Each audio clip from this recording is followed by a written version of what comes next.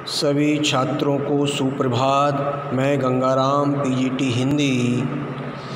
आज हम कक्षा 11 एकादश इसमें जो है बितान भाग 1 पुस्तक में जो पहला पाठ है भारतीय गायिकाओं में बेजोड़ लता मंगेशकर, इस पाठ का हम अध्ययन करते हैं, पठन पाठन करते हैं। तो सभी छात्रों से निवेदन है कि इस पाठ की जो वीडियो है बड़े ध्यान से सुनेंगे।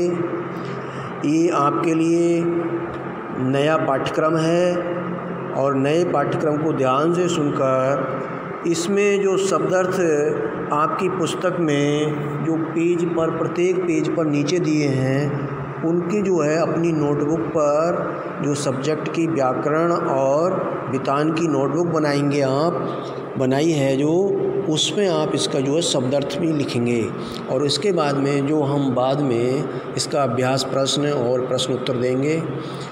तो आज हम इसका अध्ययन करते हैं भारतीय गायिकाओं में बेजोड़ लता मंगेशकर। इसके जो लेखक हैं कुमार गंधर्व हैं। तो कुमार गंधर्व का जन्म 1924 ईस्वी में कर्नाटक में बेलगांव ज़िले में हुआ था।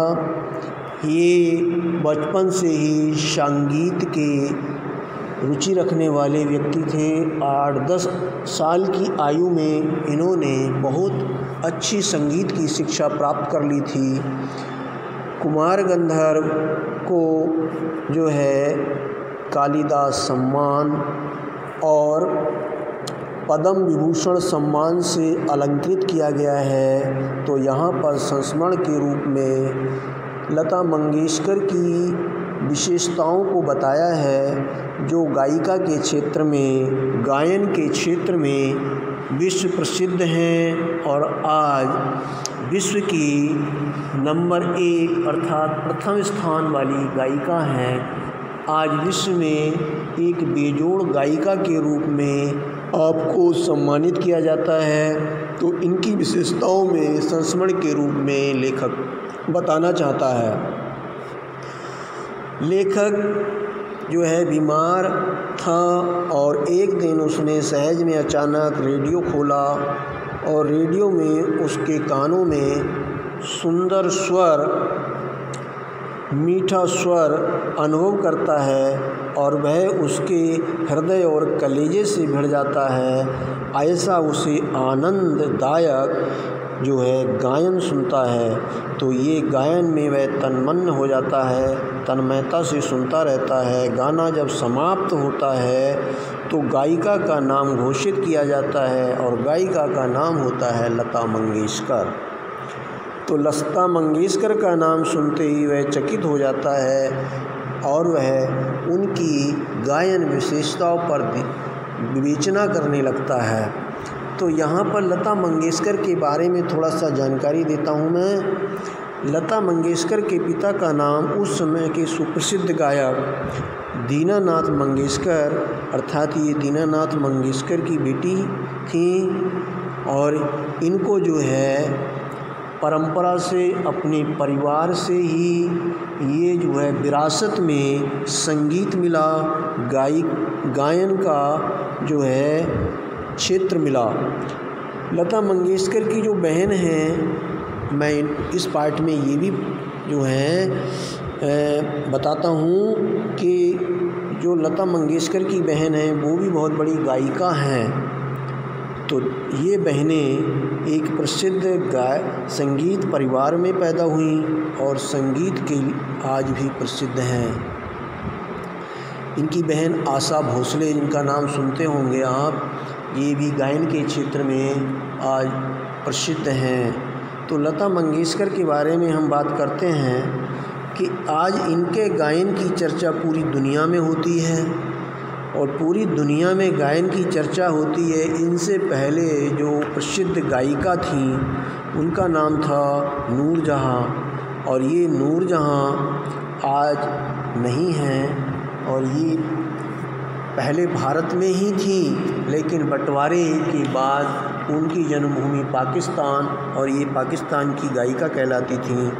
इस प्रकार से अगर हम गायिकाओं के क्षेत्र में देखें तो नूरजहाँ के गायन की भी चर्चा जगह जगह की जाती है और जो गायक हैं इनसे प्रेरणा लेते हैं। तो नूरजहाँ से भी अधिक प्रसिद्धि आज लता मंगेशकर को मिली है। लता मंगेशकर आज उनसे भी अधिक प्रसिद्ध हो गई हैं। तो लेखक बताना चाहता है कि आज लता मंगेशकर की जो गायन की प्रसिद्धि है, इनके गीत हैं, आज छोटे छोटे बच्चे भी घरों में उनका गाना गुनगुनाते हैं और उनके गाने में, उनके गायन में कैसा जादू है।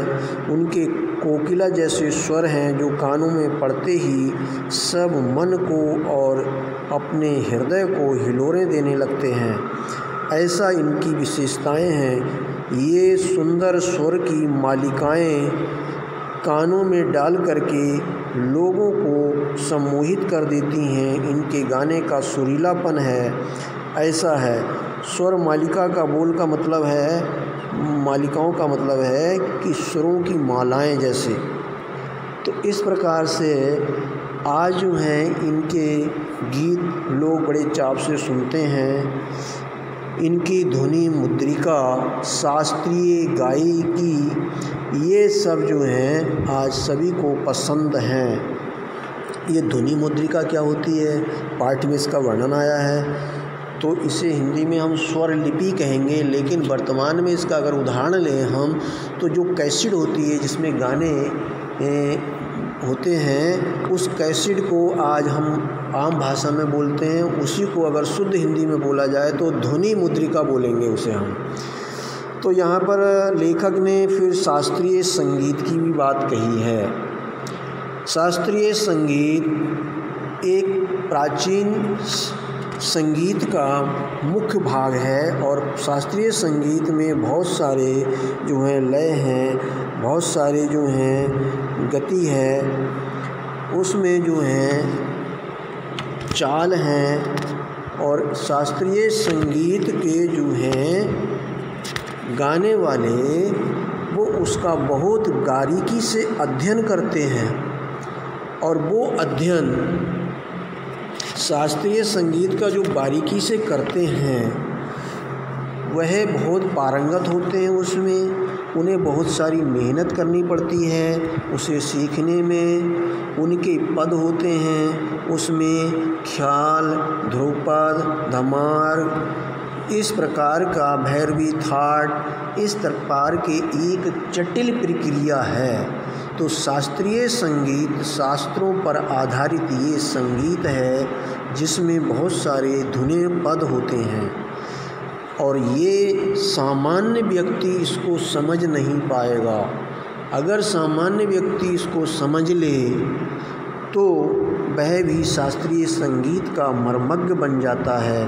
तो मैंने यहाँ शास्त्रीय संगीत पर कुछ प्रकाश डाला है। तो संगीत की दुनिया अथाह है, अगम है, इसका कोई और छोर नहीं है, ऐसा इसमें विशेषताओं में बताया गया है। तो कहने का तात्पर्य ये है कि शास्त्रीय संगीत ही संगीत की दुनिया में जाना जाता था, जिसमें पद होते थे, जिसमें लय होती थी, जिसमें नाद होता था। ये सब मैंने अभी जानकारी दी है। तो इनमें मात्राओं का, पंक्तियों का, इन सब का ध्यान देकर और जो वर्णमाला के अक्षर हैं उन सब पर आधारित एक बहुत जो उच्च कोटि के संगीत की विवेचना है शास्त्रीय संगीत। इसमें भैरव राग, मालकोष, ऐसे कुछ रागों का नाम दिया गया है, ताल, तिरताल, ये सब बातें कही गई हैं। तो इसमें नई चीज़ निकल के जब आई तो जैसे नूरजहाँ का नाम सुना आपने, तो नूरजहाँ के समय से ही दूसरा संगीत का नाम आया जिसका नाम था चित्रपट संगीत। और वह चित्रपट संगीत समाज के सामने आया। चित्रपट संगीत क्या होता है? चित्र जैसे चल रहा है, उस चित्रों के भाव, अभिनय और उनकी जो है मतलब भाग भंगिमा और अभिनय करते हुए दिशा निर्देश, क्रियाकलाप करने की एक संकेत ये करते हुए गीत को एक सरल भाषा में छोटी पंक्तियों में गाया जाता है, जिसको भाग भंगिमा अभिनय के माध्यम से देख करके, चित्र चलते हुए और गायक को अभिनय करते हुए देख करके हम उसके गाने के भाव को समझ लें, जिसे समझने में देर नहीं लगती और वह सामने वाला कैसा भी व्यक्ति हो, संगीत का ज्ञान हो या नहीं हो, वह उस चीज़ को समझ लेता है।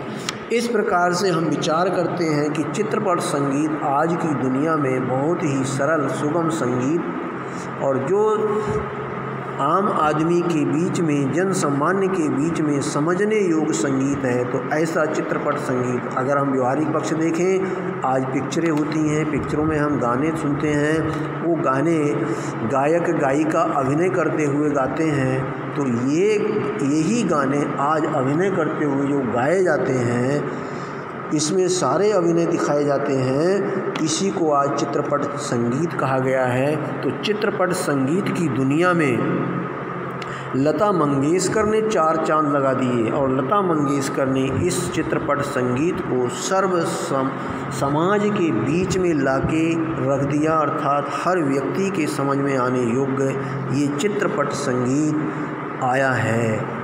तो शास्त्रीय संगीत और चित्रपट संगीत ऐसे 2 संगीतों की विशेषताएं बताई गई हैं। आगे हम बात करते हैं कि चित्रपट संगीत और इसमें अगला जो अभी पीछे बताया गया शास्त्रीय संगीत, तो शास्त्रीय संगीत की हमने बताई विशेषता जटिल है, प्रक्रिया जटिल है।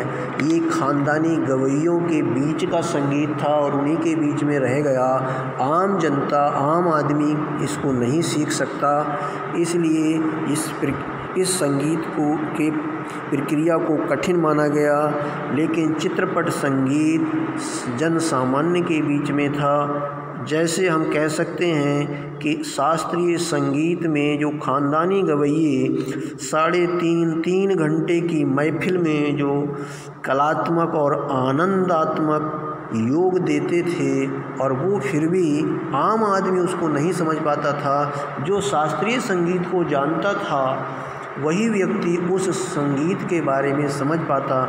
अर्थात हम कह सकते हैं कि 3-3.5 घंटे में भी जो महफिल बैठी सुनेगी शास्त्रीय संगीत को ना समझने के कारण वो आनंद नहीं प्राप्त होता है। लेकिन जो चित्रपट संगीत है वह 3.5 या 3 मिनट में ही अभिनय के द्वारा, मुद्रा के द्वारा और भाग भंगिमा के द्वारा, सरल भाषा के कारण, छोटी पंक्तियों के कारण और उनके राग अल्प होने के कारण आम आदमी समझ लेता है। अर्थात वह 3-3.5 मिनट में ही वह चित्रपट संगीत समझकर महफिल आनंदमय हो जाती है। उन्हें इसकी लय, इसकी गति, इसका स्वर, ये सब समझ में आने लगता है। इस प्रकार से हम कह सकते हैं कि चित्रपट संगीत आज आम आदमी की समझ में है और इसके लिए जो है मंच पे लता मंगेशकर ने उतार दिया है और इसी आधार पर आज चित्रपट संगीतों की भरमार है। आगे कुमार गंधर्व ये भी बताते हैं कि बहुत सारे वाद्य यंत्र हैं, उनके माध्यम से जो ये गीत गाए जाते हैं, संगीत गाया जाता है। लेकिन इसमें एक बात ध्यान में आती है, यह कहना चाहता है कि जो चित्रपट संगीत है ये जो है लोगों के कान बिगाड़ देता है। तो यहाँ पे तुलनात्मक दृष्टि से शास्त्रीय संगीत और चित्रपट संगीत की बात कही गई है। तुलनात्मक ये कही गई है, कान बिगाड़ने का मतलब आज जो चित्रपट संगीत है लोगों की पसंद तो है, लेकिन जब चित्रपट संगीत गाया जाता है तो कमी दिखाई बताई गई है कि वह तेज़ धुनों में है और लोग उसको सुनते ही ऊंची आवाज़ और धुन उसकी बहुत तेज़ होने के कारण उछल कूद करने लगते हैं, हाथ पैर चलाते फेंकते हैं।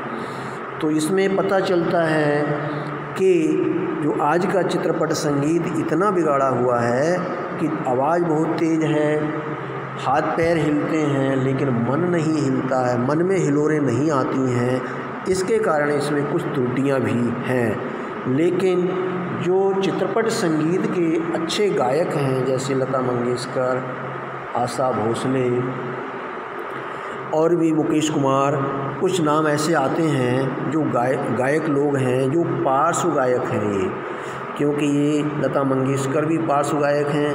तो इन सब के जो कारण जो है ये चित्रपट संगीत को उन्होंने श्रेष्ठ बताया है। चित्रपट संगीत मन को अंदर से हिलोरो दे ऐसा होना चाहिए, ये इसमें कुछ जो कमी है उसको दूर करना चाहिए, अर्थात तेज़ गति की और तेज़ धुनों के नहीं होने चाहिए। इनको सुनने में रस हो, आनंद हो, लय हो, मधुर कोमलता हो, ये सब होनी चाहिए, ऐसा कुमार गंधर्व इसके माध्यम से बताते हैं।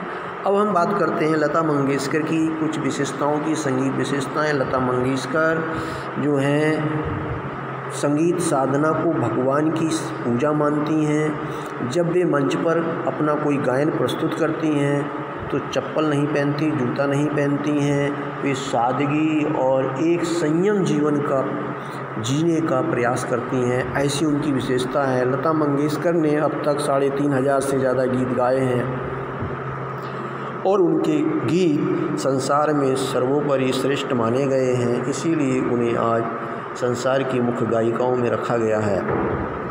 तो हम विचार करते हैं लता मंगेशकर का स्वर और कंठ कैसे रहा होगा, क्योंकि उन्होंने संगीत साधना को ईश्वर पूजा माना है। वो चावल नहीं खाती हैं, दही नहीं खाती हैं, अचार नहीं खाती हैं जो कंठ के लिए नुकसान पहुंचाए। तो इस प्रकार से उन्होंने कुछ अपने जीवन में नियम बनाए हैं। इन नियमों के बारे में ये ऐसी कुछ विशेषताएं मैंने आपके सामने रखी। अब हम विचार करते हैं कि लता मंगेशकर ने इन गीतों के संबंध में कहा है, तो उन्होंने कहा है और यहाँ लेखक कहना चाहता है कि बहुत सारे संगीत के गीत चित्रपट के माध्यम से, जिन्हें आज राजस्थानी, पंजाबी, बंगाली, प्रादेशिक लोकगीतों के रूप में खूब समाज ने सराहा है और समाज ने उन्हें लूटा है। हम आगे देखते हैं कि पंजाबी लोकगीत रूक्ष और निर्जल राजस्थान के पर्जन्य की याद दिलाने वाले, पहाड़ों की घाटियाँ, खोरों की प्रतिध्वनि अर्थात वर्षा ऋतु के गीत और ऋतु चक्र को समझाने वाले गीत, कृषि गीत, किसानों से संबंधित गीत, ब्रजभूमि के गीत, सब गीत इसमें समाविष्ट हैं अर्थात समायोजित हैं। तो हम देखते हैं कि आज राग रागिनी जो शास्त्रीय संगीत पर आधारित थीं वे चित्रपट संगीत पर विकसित हुईं और पार्श्व गायक गायिकाओं ने उनको गाकर समाज के बीच में रख दिया है। तो इस पाठ में आज हम विचार किया है कि यहाँ लता मंगेशकर की कुछ विशेषताएं बताई गई और उन विशेषताओं को यहाँ पर सामने रखा गया आपके। तो लेखक इन सब के बारे में यानी कि दो यहाँ पर संगीत की चर्चा हुई, एक शास्त्रीय संगीत की और दूसरा चित्रपट संगीत की। तो चित्रपट संगीत को प्रभावी और आज जो प्रसिद्धि मिली तो उनमें सबसे अधिक श्रेय लता मंगेशकर को दिया गया है और इसीलिए लता मंगेशकर की विशेषताओं का वर्णन इस पाठ में किया गया है। तो हम यहाँ पर विचार करते हैं कि इस पाठ से मैं आज सभी छात्रों से निवेदन करता हूँ कि इस पाठ में जो वीडियो हमने बोली है इसको समझेंगे, सुनेंगे और पाठ का जो है स्वाध्याय भी करेंगे।